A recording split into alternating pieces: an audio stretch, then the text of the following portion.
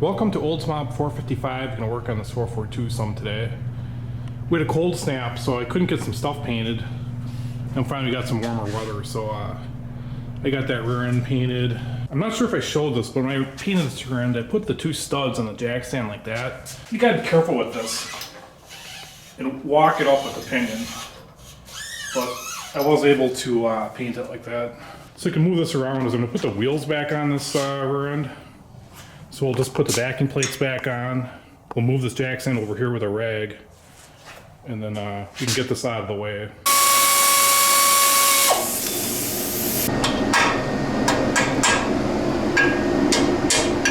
Just to get them out of the way, we put the wheel cylinders back in, the drums back on.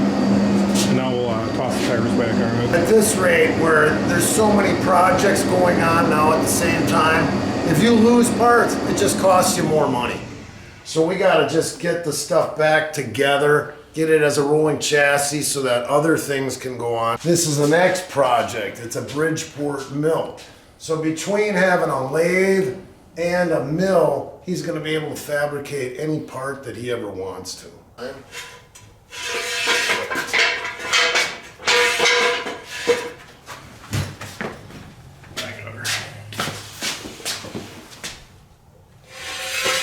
Okay. The rear end's into position here. So when I painted this, I just put a skim coat of grease in here to keep the paint from sticking inside the bushing shells. So we're gonna wipe it out and install the bushings. I knew guys that put these together and they just had a little bit, and in a short period of time, you know, they'd be using the vehicle to come up to a car show and all of a sudden it's going it sounds like a real whoop-dee. And the only way you can fix it is take it apart and get more grease back in there so she doesn't squeak as it's going up and down. But this is some messy stuff.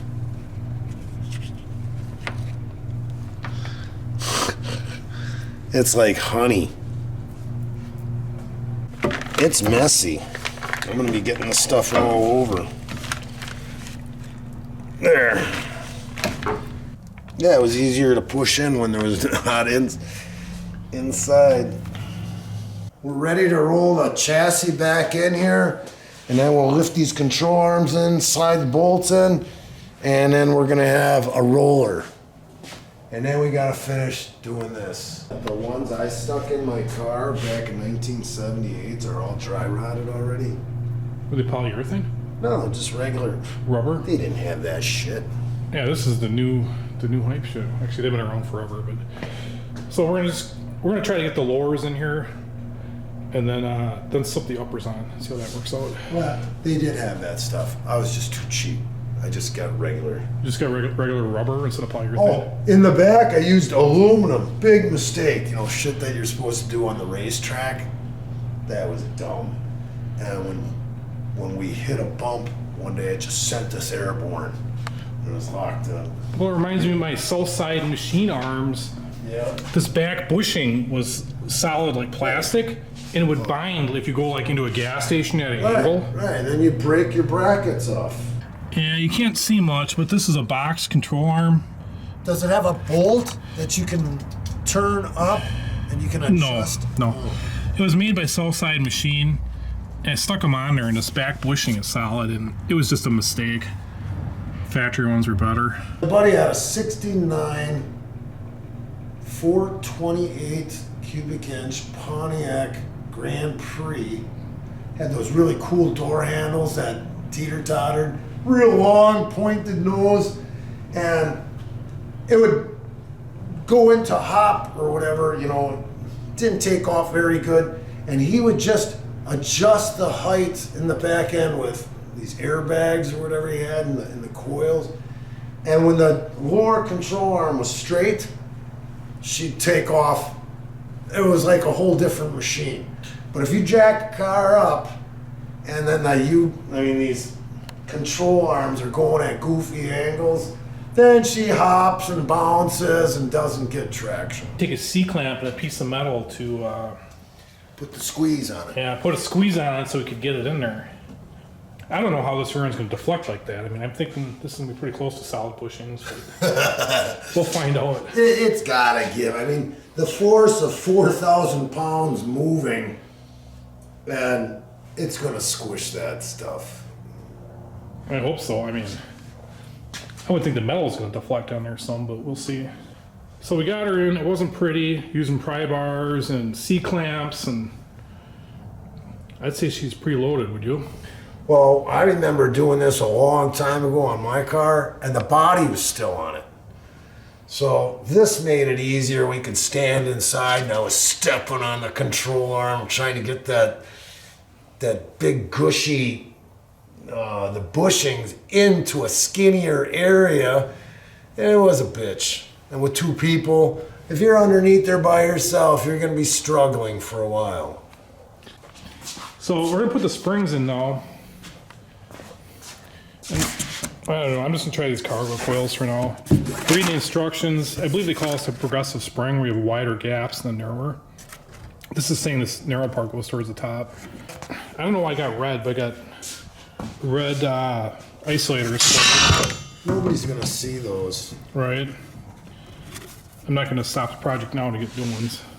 We got this new Daytona jack from Harbor Freight, and it's like, it seems to be way better than my old jack. All right, it's off the Yeah, ground. I'm off the ground. This thing's going to be a 4x4. Well, the old springs were shot. They had air shocks in there. Right. Remember that? So, What, that don't look bad. so after this, that's all that needs to be done is get all this cleaned off, paint that, and rejoin it with the body, and then the body work can start. So we're at a precipice now where all the dirty, grimy work has been done, and now the pieces are going back on.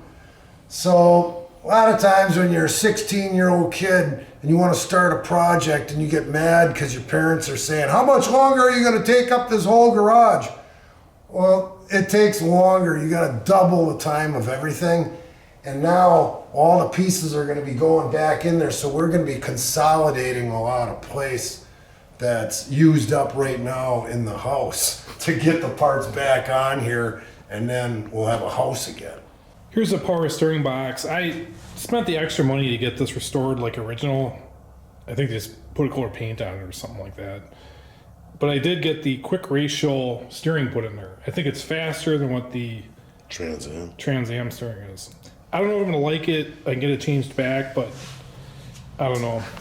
Well, I'll tell you what happened when back in our day, everybody that had these 74 cars, they were really over assisted on the power steering. You just, you'd sit in there, everybody had their lean, you had these seats that swiveled, and you could turn like this. And a lot of times if you were screwing around, let's say if it was raining out, or because they only made 150 horsepower, or if it was snowing, you could whip it around a corner and you just throw the steering wheel and then you'd stop it, like this, and you'd throw it the other way.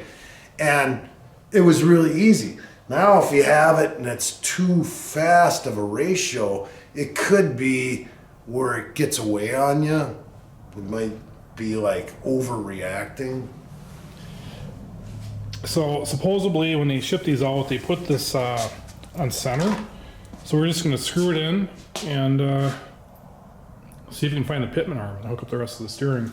I got this bar in there now to keep these knuckles square, so we can get rid of that. Supposedly this is what it looked like from the factory, I don't know. I didn't have the original power steering box, so they did do a date code correction on this plate here. So that's what we got. I bet you originally it was just a cast piece. Let's start with this long guy.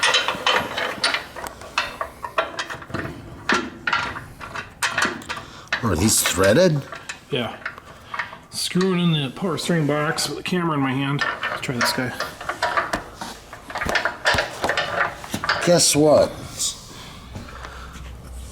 It doesn't look like we're gonna line up right. Oh, there we go. We're on it. Look at this last guy.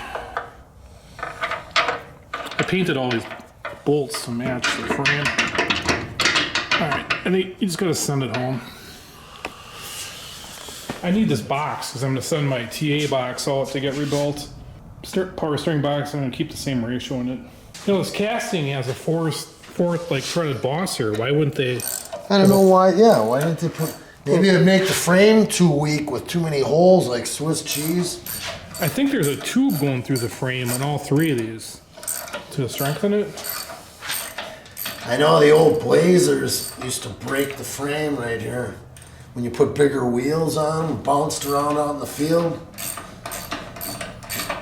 So a lot of guys would have a brace that went to the other side, wrapped around here.